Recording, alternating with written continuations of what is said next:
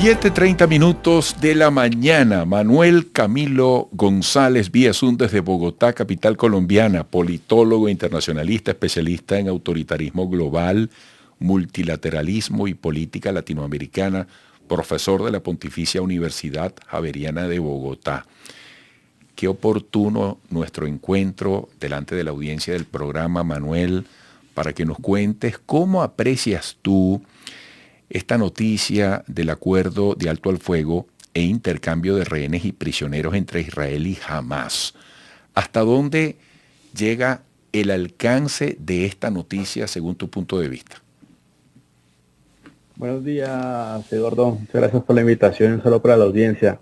Pero no, básicamente esto es un acuerdo asimétrico. ¿En qué sentido? Tenemos una parte que es Israel que de alguna forma ha logrado muchas ganancias y muchas victorias en términos militares y que esto de alguna forma termina configurando el espacio de fuerzas entre Israel y Hamás. En ese sentido, creo yo que Israel está colocando las condiciones. De hecho, está liberando ciertos prisioneros a cambio de algo que de alguna forma en términos domésticos es lo que más se le pide, que es la liberación de los rehenes. Ahora bien, y esto es algo que ha llegado de última hora, es que hay una suerte de alguna crisis de último minuto, porque Hamas está tratando de alguna forma de liberar ciertos prisioneros de manera simbólica que pues obviamente tienen un alcance y una ascendencia muy importante dentro del movimiento palestino.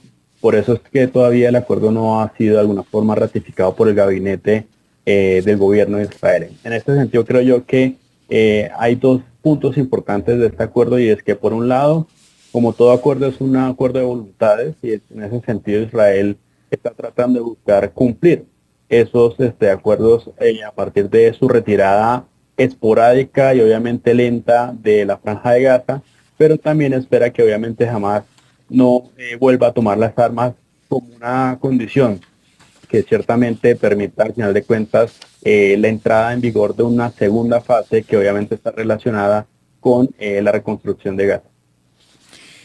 Mira, en este caso, en el vocablo, ¿cuál es la diferencia entre presos y rehenes? Porque dicen tantos presos y tantos rehenes entre Hamás e Israel. Es un buen punto que tomas, porque ciertamente estamos hablando de una guerra que es asimétrica, es una guerra que es híbrida. ¿En qué sentido? No estamos hablando de dos partes iguales. Israel no es equivalente a Hamás, porque Hamás es un actor no estatal y obviamente Israel es un actor estatal. En ese sentido creo yo que la jerga que se maneja es una jerga que lo que busca es ciertamente darle reconocimiento a ambas partes en términos del derecho internacional humanitario. Si tú me preguntas cuál es la gran diferencia, es que ciertamente Hamás, como un actor no estatal, es decir, como un actor que no responde a ningún estado, ciertamente ha tomado una suerte así digamos, de prisioneros de guerra para su causa, mientras que Israel, pues obviamente como es un estado, pues Claro. toma prisioneros.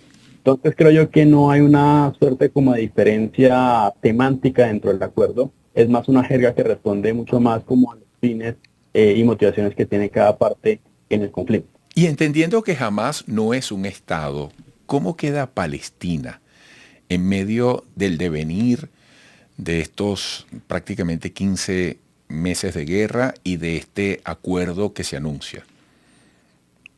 Ciertamente la situación en la Franja de Gaza es una situación devastadora. Creo que es una franja de tierra que es invivible.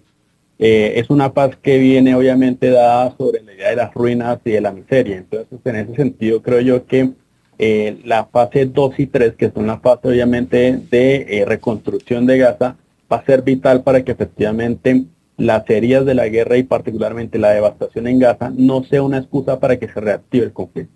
Entonces, es algo muy importante a tener en cuenta, en que pues obviamente tenemos una paz que se va a sentar simplemente sobre las ruinas de Gaza, y que obviamente el acuerdo de voluntades y particularmente la garantía de no repetición por parte de Hamas pues sea algo que ciertamente permita que Gaza transite de la miseria que ahora tenemos hacia de alguna forma un futuro mucho más promisorio en términos de bienestar para sus ciudadanos. ¿Qué durabilidad puede tener el efecto de este acuerdo y qué debe ocurrir paralelamente para que sea sustentable? Creo que hay dos puntos. Ya mencionaba un poco la idea del acuerdo de voluntarios, es decir, que Ujú. Israel no sobrepase, obviamente, las líneas rojas de, obviamente, de ocupar ciertas franjas de tierra palestina, pero también hay que entender que el segundo punto más importante es lo de los recursos que cuenta Hamas, con los cuales puede de alguna forma también fomentar una violación de ese acuerdo. Y es que ciertamente estamos hablando de un escenario en donde Hamas ya no cuenta con el apoyo total de Irán, que es obviamente uno de los actores más poderosos en la región. También hay una cierta anulación de un actor muy importante también que es Hezbollah, pero también hay que pensar que desde el sur del Medio Oriente, es decir, en Yemen, obviamente los hutíes también han empezado a atacar. Entonces, ciertamente estas acciones de otros actores que de alguna forma quedan por fuera del control de Hamas, pues también pueden dar incentivos negativos para que Israel no cumpla el acuerdo. Entonces creo yo que el acuerdo es un paso muy importante en términos humanitarios, pero queda ciertamente la duda sobre si las garantías para Israel son suficientes de manera que pues obviamente pueda tener sus operaciones militares en Gaza. Manuel, como siempre, muy agradecidos. Mira, ¿cómo se te puede seguir en las redes sociales? Bueno, tengo Twitter, me pueden seguir como @Cangles, CAMGLEZ94, por Twitter. Y tengo un canal un poco incipiente en YouTube que se llama El Bar de la Política. El bar, obviamente, como el bar en el fútbol. Ah, qué Ahí, bueno. digamos, pueden seguirme mis entrevistas en varios medios de comunicación. El bar con B pequeña. Con V, así tal cual. Ojalá hubiera ese tipo de bar para muchas cosas en las relaciones humanas, ¿no? En aras de la justicia. El, Exacto, exacto. el bar con V. Bueno, Manuel, un gran gusto.